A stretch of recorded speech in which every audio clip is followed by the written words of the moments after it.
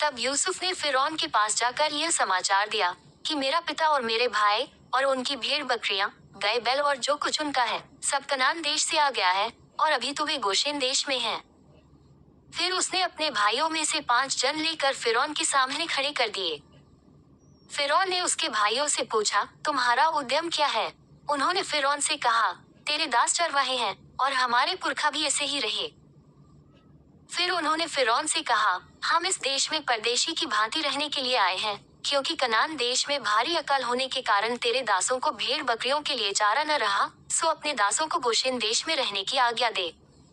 तब फिरौन ने यूसुफ से कहा, तेरा पिता और तेरे भाई तेरे पास आ गए हैं और मिस्र देश तेरे सामने पड़ा है। इस देश का जो सबसे अच्छा भाग हो उसमें अपने पिता और भाइयों को बसा दे, अर्थात वे गोशेन ही देश में रहें। और यदि तू जानता हो कि उनमें से परिश्रमी पुरुष हैं, तो उन्हें मेरे पशुओं के अधिकारी ठहरा दे। तब यूसुफ ने अपने पिता याकूब को ले आकर फिरौन के सम्मुख खड़ा किया और याकूब ने फिरौन को आशीर्वाद दिया। तब फिरौन ने याकूब से पूछा, तेरी अवस्था कितने दिन की हुई है? याकूब ने फिरौन से कहा, मैं तो 130 वर्ष परदेशी होकर अपना जीवन बीता चुका हूँ। मेरे जीवन के दिन थोड़े और दुख से भरे हुए भी थे, और मेरे बाप दादे परदेशी होकर जितने दिन तक जीवित रहे उतने दिन का मैं अभी नहीं हुआ। और याकूब फिरौन को आशीर्वाद देकर उसके सम्मुख से चला गया। तब यूसुफ ने अपने पिता और भाइयों को बसा दिया और फिरौन की आज्ञा के अनुसार मिस्र देश के अच्छे से अच्छे भाग में, अर्थात रामसेस नाम देश में, भूमि देकर उनको सौंप दिया। और यूसुफ अपने पिता का और अपने भाइयों का और पिता के सारे घराने का, एक एक के बाल बच्चों के घराने की गिनती के अनुसार भोजन दिला दिलाकर उनका पालन पोषण करने लगा। और उस सारे देश में खाने को कुछ न रहा, क्योंकि अकाल बहुत भारी था, और अकाल के कारण मिस्र और कनान दोनों देश नाश हो गए। और जितना रूपा मिस्र और कनान देश में था, सबको यूसुफ ने उस अन्न की संति जो उनके निवासी मोल लेते थे इकट्ठा करके फिरौन के भवन में पहुंचा दिया। जब मिस्र और कनान देश का रूपा चुक गया, तब सब मिस्री यूसुफ के पास आकर कहने लगे, हमको भोजन वस्तु दे, क्या हम रूपे के न रहने से तेरे रहते हुए मर जाएं? यूसुफ ने कहा, यदि रूपे न हो तो अपने पशु दे दो और मैं उनकी संति तुम्हें खाने को दूंगा। तब वे अपने पशु यूसुफ के पास ले आए और यूसुफ उनको घोड़ों, भेड़ बकरियों, गाय बैलों और गधाओं की संति खाने को देने लगा। उस वर्ष में वह सब जाति के पशुओं की संति भोजन देकर उनका पालन पोषण करता रहा। वह वर्ष तो यूं कट गया। तब अगले वर्ष में उन्होंने उसके पास आकर कहा, हम अपने प्रभु से यह बात छिपा न रखेंगे कि हमारा रूपा चुक गया है और हमारे सब प्रकार के पशु हमारे प्रभु के पास आ चुके हैं, इसलिए अब हमारे प्रभु के सामने हमारे शरीर और भूमि छोड़कर और कुछ नहीं रहा। हम तेरे देखते क्यों मरें और हमारी भूमि क्यों उजड़ जाए? हमको और हमारी भूमि को भोजन वस्तु की संति मोल ले, कि हम अपनी भूमि समेत फिरौन के दास हों, और हमको बीज दे कि हम मरने न पाएं, वरन जीवित रहें और भूमि न उजड़े। तब यूसुफ ने मिस्र की सारी भूमि को फिरौन के लिए मोल लिया, क्योंकि उस कठिन अकाल के पड़ने से मिस्रियों को अपना अपना खेत बेच डालना पड़ा। इस प्रकार सारी भूमि फिरौन की हो गई, और एक छोर से लेकर दूसरे छोर तक सारे मिस्र देश में जो प्रजा रहती थी, उसको उसने नगरों में लाकर बसा दिया। पर याजकों की भूमि तो उसने न मोल ली, क्योंकि याजकों के लिए फिरौन की ओर से नित्य भोजन का बंदोबस्त था, और नित्य जो भोजन फिरौन उनको देता था वही वे खाते थे, इस कारण उनको अपनी भूमि बेचनी न पड़ी। तब यूसुफ ने प्रजा के लोगों से कहा, सुनो, मैंने आज के दिन तुमको और तुम्हारी भूमि को भी फिरौन के लिए मोल लिया है। देखो, तुम्हारे लिए यहाँ बीज है, इसे भूमि में बोओ, और जो कुछ उपजे उसका पंचमांश फिरौन को देना, बाकी 4 अंश तुम्हारे रहेंगे, कि तुम उसे अपने खेतों में बोओ और अपने अपने बाल बच्चों और घर के और लोगों समेत खाया करो।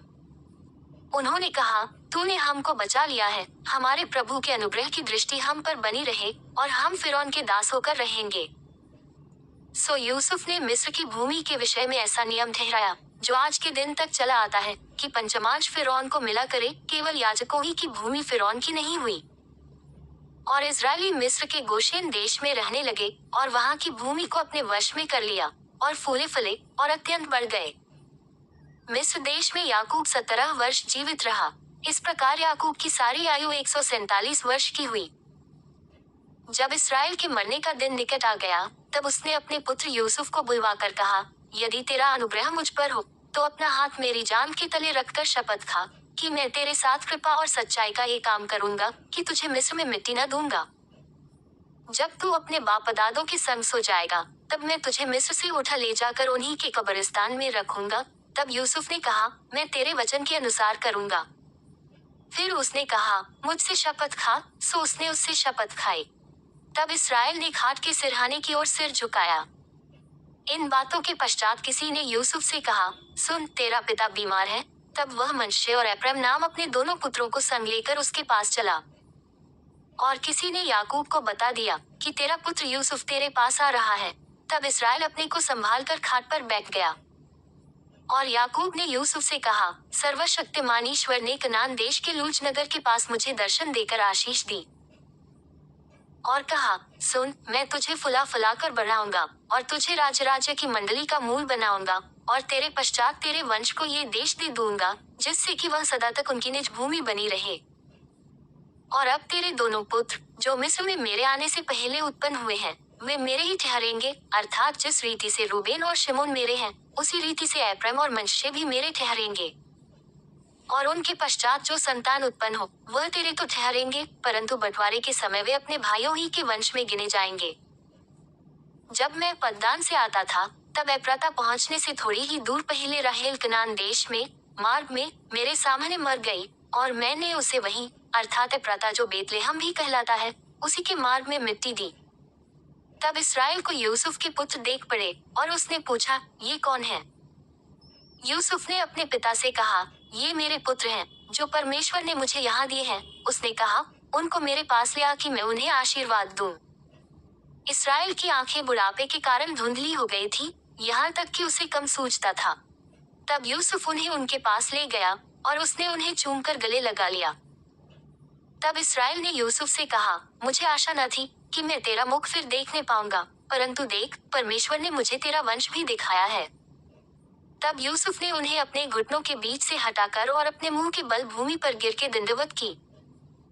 तब यूसुफ ने उन दोनों को लेकर, अर्थात एप्रैम को अपने दाहिने हाथ से, कि वह इसराइल के बाएं हाथ पड़े, और मनश्शे को अपने बाएं हाथ से, कि इसराइल के दाहिने हाथ पड़े, उन्हें उसके पास ले गया। तब इसराइल ने अपना दाहिना हाथ बढ़ाकर एप्रैम के सिर पर जो छोटा था, और अपना बायां हाथ बढ़ाकर मनश्शे के सिर पर रख दिया। उसने तो जानबूझकर ऐसा किया, नहीं तो जेठा मनश्शे ही था। फिर उसने यूसुफ को आशीर्वाद देकर कहा, परमेश्वर जिसके सम्मुख मेरे बापदादे इब्राहिम और इसहाक अपने को जानकर चलते थे, वही परमेश्वर मेरे जन्म से। जब यूसुफ ने देखा कि मेरे पिता ने अपना दाहिना हाथ एप्रैम के सिर पर रखा है, तब ये बात उसको बुरी लगी। सो उसने अपने पिता का हाथ इस मनसा से, और वही दूत मुझे सारी बुराई से छुड़ाता आया है, वही अब इन लड़कों को आशीष दे, और ये मेरे और मेरे बापदादे इब्राहिम और इसहाक के कहलाएं, और पृथ्वी में बहुतायत से बढ़ें। जब यूसुफ ने देखा कि मेरे पिता ने अपना दाहिना हाथ एप्रैम के सिर पर रखा है, तब ये बात उसको बुरी लगी। सो उसने अपने पिता का हाथ इस मनसा से पकड़ लिया कि एप्रैम के सिर पर से उठाकर मनश्शे के सिर पर रख दे। और यूसुफ ने अपने पिता से कहा, हे पिता, ऐसा नहीं, क्योंकि जेठा यही है, अपना दाहिना हाथ इसके सिर पर रख। उसके पिता ने कहा, नहीं, सुन, हे मेरे पुत्र, मैं इस बात को भली भांति जानता हूँ, यद्यपि इससे भी मनुष्यों की एक मंडली उत्पन्न होगी, और यह भी महान हो जाएगा, तो भी इसका छोटा भाई इससे अधिक महान हो जाएगा, और उसके वंश से बहुत सी जातियां निकलेंगी। फिर उसने उसी दिन ये कहकर उनको आशीर्वाद दिया कि इजरायली लोग तेरा नाम ले लेकर ऐसा आशीर्वाद दिया करेंगे कि परमेश्वर तुझे एप्रैम और मनश्शे के समान बना दे। और उसने मनश्शे से पहले एप्रैम का नाम लिया। तब इसराइल ने यूसुफ से कहा, देख, मैं तो मरने पर हूँ, परंतु परमेश्वर तुम लोगों के संग रहेगा, और तुमको तुम्हारे पितरों के देश में फिर पहुंचा देगा। और मैं तुझको तेरे भाइयों से अधिक भूमि का एक भाग देता हूँ, जिसको मैंने एमोरियों के हाथ से अपनी तलवार और धनुष के बल से ले लिया है। फिर याकूब ने अपने पुत्रों को ये कहकर बुलाया कि इकट्ठे हो जाओ, मैं तुमको बताऊंगा कि अंत के दिनों में तुम पर क्या क्या बीतेगा। हे याकूब के पुत्रों, इकट्ठे होकर सुनो, अपने पिता इसराइल की ओर कान लगाओ। हे रूबेन, तू मेरा जेठा, मेरा बल और मेरे पौरुष का पहला फल है, प्रतिष्ठा का उत्तम भाग और शक्ति का भी उत्तम भाग तू ही है। तू जो जल की नाई उबलने वाला है, इसलिए औरों से श्रेष्ठ न ठहरेगा, क्योंकि तू अपने पिता की खाट पर चढ़ा, तब तूने उसको अशुद्ध किया, वह मेरे बिछौने पर चढ़ गया। शिमोन और लेवी तो भाई भाई हैं, उनकी तलवारें उपद्रव के हथियार हैं। हे मेरे जीव, उनके मर्म में न पड़। हे मेरी महिमा, उनकी सभा में मत मिल, क्योंकि उन्होंने कोप से मनुष्यों को घात किया और अपनी ही इच्छा पर चलकर बैलों की पूंछी काटी है। धिक्कार उनके कोप को, जो प्रचंड था, और उनके रोष को, जो निर्दय था। मैं उन्हें याकूब में अलग अलग और इसराइल में तितर बितर कर दूंगा। हे यहूदा, तेरे भाई तेरा धन्यवाद करेंगे। तेरा हाथ तेरे शत्रुओं की गर्दन पर पड़ेगा। तेरे पिता के पुत्र तुझे दंडवत करेंगे। यहूदा सिंह का डांवरू है। हे मेरे पुत्र, तू एर करके गुफा में गया है। वह सिंह सिंगनी की नाई दबकर बैठ गया, फिर कौन उसको छेड़ेगा? जब तक शीलो न आए तब तक न तो यहूदा से राजदंड छूटेगा, न उसके वंश से व्यवस्था देने वाला अलग होगा, और राज्य राज्य के लोग उसके अधीन हो जाएंगे। वह अपने जवान गदहे को दाखलता में और अपनी गधी के बच्चे को उत्तम जाति की दाखलता में बांधा करेगा। उसने अपने वस्त्र दाख मधु में और अपना पहरावा दाखों के रस में धोया है। उसकी आंखें दाख मधु से चमकीली और उसके दांत दूध से श्वेत होंगे। जबूल उन समुद्र के तीर पर निवास करेगा। वह जहाजों के लिए बंदरगाह का काम देगा, और उसका पल्ला भाग सीदोन के निकट पहुंचेगा। इस्साकार एक बड़ा और बलवंत गधा है, जो पशुओं के बाड़ों के बीच में दबका रहता है। उसने एक विश्राम स्थान देखकर कि अच्छा है, और एक देश की मनोहर है, अपने कंधे को बोझ उठाने के लिए झुकाया, और बेगारी में दास का सा काम करने लगा। दान इस्राएल का एक गोत्र होकर अपने जाति भाइयों का न्याय करेगा। दान मार्ग में का एक सांप और रास्ते में का एक नाग होगा, जो घोड़े की नली को डंसता है, जिससे उसका सवार पछाड़ खाकर गिर पड़ता है। हे यहोवा, मैं तुझी से उद्धार पाने की बात जोहता आया हूँ। गाद पर एक दल चढ़ाई तो करेगा, पर वह उसी दल के पिछले भाग पर छापा मारेगा। आशेर से जो अन्न उत्पन्न होगा वह उत्तम होगा, और वह राजा के योग्य स्वादिष्ट भोजन दिया करेगा। नप्ताली एक छूटी हुई हरिणी है, वह सुंदर बातें बोलता है। यूसुफ बलवंत लता की एक शाखा है, वह सोते के पास लगी हुई फलवंत लता की एक शाखा है, उसकी डालियां भीत पर से चढ़कर फैल जाती हैं। धनुर्धारियों ने उसको खेदित किया और उस पर तीर मारे और उसके पीछे पड़े हैं। पर उसका धनुष दृढ़ रहा, और उसकी बाह और हाथ याकूब के उसी शक्तिमान ईश्वर के हाथों के द्वारा फुर्तीले हुए, जिसके पास से वह चरवाहा आएगा, जो इस्राएल का पत्थर भी ठहरेगा। ये तेरे पिता के उस ईश्वर का काम है, जो तेरी सहायता करेगा, उस सर्वशक्तिमान को, जो तुझे ऊपर से आकाश में की आशीषें और नीचे से गहरे जल में की आशीषें और स्तनों और गर्भ की आशीषें देगा। तेरे पिता के आशीर्वाद मेरे पितरों के आशीर्वाद से अधिक बढ़ गए हैं, और सनातन पहाड़ियों की मनचाही वस्तुओं की नाई बने रहेंगे। वे यूसुफ के सिर पर, जो अपने भाइयों में से न्यारा हुआ, उसी के सिर के मुकुट पर फूले फलेंगे। बेन्यामीन फाड़नेहारा हुंडार है, सवेरे तो वह एर भाषण करेगा और सांझ को लूट बांट लेगा। इस्राएल के 12 गोत्र ये ही हैं, और उनके पिता ने जिस जिस वचन से उनको आशीर्वाद दिया, सो ये ही है। एक एक को उसके आशीर्वाद के अनुसार उसने आशीर्वाद दिया। तब उसने ये कहकर उनको आज्ञा दी कि मैं अपने लोगों के साथ मिलने पर हूँ, इसलिए मुझे हित्ती एप्रोन की भूमि वाली गुफा में मेरे बापदादों के साथ मिट्टी देना। अर्थात उसी गुफा में जो कनान देश में ममरे के सामने वाली मक्पेला की भूमि में है। उस भूमि को तो इब्राहिम ने हित्ती एप्रोन के हाथ से इसी निमित्त मोल लिया था कि वह कब्रिस्तान के लिए उसकी निज भूमि हो। वहाँ इब्राहिम और उसकी पत्नी सारा को मिट्टी दी गई, और वहीं इसहाक और उसकी पत्नी रिबका को भी मिट्टी दी गई, और वहीं मैंने लिया को भी मिट्टी दी। वह भूमि और उसमें की गुफा हित्तियों के हाथ से मोल ली गई। यह आज्ञा जब याकूब अपने पुत्रों को दे चुका, तब अपने पांव खाट पर समेत प्राण छोड़े और अपने लोगों में जा मिला। तब यूसुफ अपने पिता के मुंह पर गिरकर रोया और उसे चूमा। और यूसुफ ने उन वैद्यों को, जो उसके सेवक थे, आज्ञा दी कि मेरे पिता की लोथ में सुगंध द्रव्य भरो। तब वैद्यों ने इसराइल की लोथ में सुगंध द्रव्य भर दिए। और उसके 40 दिन पूरे हुए, क्योंकि जिनकी लोथ में सुगंध द्रव्य भरे जाते हैं, उनको इतने ही दिन पूरे लगते हैं। और मिस्री लोग उसके लिए 70 दिन तक विलाप करते रहे।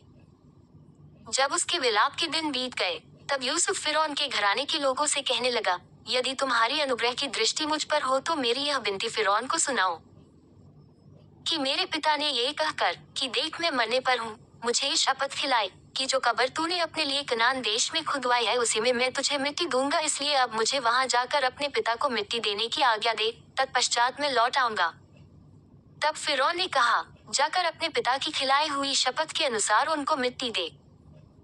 सो यूसुफ अपने पिता को मिट्टी देने के लिए चला, और फिरौन के सब कर्मचारी अर्थात उसके भवन के पुरनिये और मिस्र देश के सब पुरनिये उसके संग चले। और यूसुफ के घर के सब लोग और उसके भाई और उसके पिता के घर के सब लोग भी संग गए, पर वे अपने बाल बच्चों और भेड़ बकरियों और गाय बैलों को गोशेन देश में छोड़ गए। और उसके संग रथ और सवार गए, सो भीड़ बहुत भारी हो गई। जब वे आताद के खलिहान तक, जो यरदन नदी के पार है, पहुंचे, तब वहां अत्यंत भारी विलाप किया, और यूसुफ ने अपने पिता के 7 दिन का विलाप कराया। आताद के खलिहान में के विलाप को देखकर उस देश के निवासी कनानियों ने कहा, ये तो मिस्रियों का कोई भारी विलाप होगा। इसी कारण उस स्थान का नाम आबिल मिस्रम पड़ा, और वही यरदन के पार है। और इस्राएल के पुत्रों ने उससे वही काम किया जिसकी उसने उनको आज्ञा दी थी, अर्थात उन्होंने उसको कनान देश में ले जाकर मकपेला की उस भूमि वाली गुफा में, जो ममरे के सामने है, मिट्टी दी, जिसको इब्राहिम ने हित्ती एप्रोन के हाथ से इस निमित्त मोल लिया था कि वह कब्रिस्तान के लिए उसकी निज भूमि हो। अपने पिता को मिट्टी देकर यूसुफ अपने भाइयों और उन सब समेत, जो उसके पिता को मिट्टी देने के लिए उसके संग गए थे, मिस्र में लौट आया। जब यूसुफ के भाइयों ने देखा कि हमारा पिता मर गया है, तब कहने लगे, कदाचित यूसुफ अब हमारे पीछे पड़े और जितनी बुराई हमने उससे की थी सबका पूरा पलटा हमसे ले। इसलिए उन्होंने यूसुफ के पास ये कहला भेजा कि तेरे पिता ने मरने से पहले हमें यह आज्ञा दी थी कि तुम लोग यूसुफ से इस प्रकार कहना कि हम विनती करते हैं कि तू अपने भाइयों के अपराध और पाप को क्षमा कर। हमने तुझसे बुराई तो की थी, पर अब अपने पिता के परमेश्वर के दासों का अपराध क्षमा कर। उनकी ये बातें सुनकर यूसुफ रो पड़ा, और उसके भाई आप भी जाकर उसके सामने गिर पड़े और कहा, देख, हम तेरे दास हैं। यूसुफ ने उनसे कहा, मत डरो, क्या मैं परमेश्वर की जगह पर हूँ? यद्यपि तुम लोगों ने मेरे लिए बुराई का विचार किया था, परंतु परमेश्वर ने उसी बात में भलाई का विचार किया, जिससे वह ऐसा करे जैसा आज के दिन प्रकट है, कि बहुत से लोगों के प्राण बचे हैं। सो अब मत डरो, मैं तुम्हारा और तुम्हारे बाल बच्चों का पालन पोषण करता रहूंगा। इस प्रकार उसने उनको समझा बुझाकर शांति दी। और यूसुफ अपने पिता के घराने समेत मिस्र में रहता रहा, और यूसुफ 110 वर्ष जीवित रहा। और यूसुफ एप्रम के परपोतों तक देखने पाया, और मनश्शे के पोते, जो माकीर के पुत्र थे, वे उत्पन्न होकर यूसुफ से गोद में लिए गए। और यूसुफ ने अपने भाइयों से कहा, मैं तो मरने पर हूँ, परंतु परमेश्वर निश्चय तुम्हारी सुधि लेगा और तुम्हें इस देश से निकालकर उस देश में पहुंचा देगा, जिसके देने की उसने इब्राहिम, इसहाक और याकूब से शपथ खाई थी। फिर यूसुफ ने इस्राएलियों से यह कहकर कि परमेश्वर निश्चय तुम्हारी सुधि लेगा, उनको इस विषय की शपथ खिलाई कि हम तेरी हड्डियों को वहां से उस देश में ले जाएंगे। निदान यूसुफ 110 वर्ष का होकर मर गया, और उसकी लोथ में सुगंध द्रव्य भरे गए, और वह लोथ मिस्र में एक संदूक में रखी गई।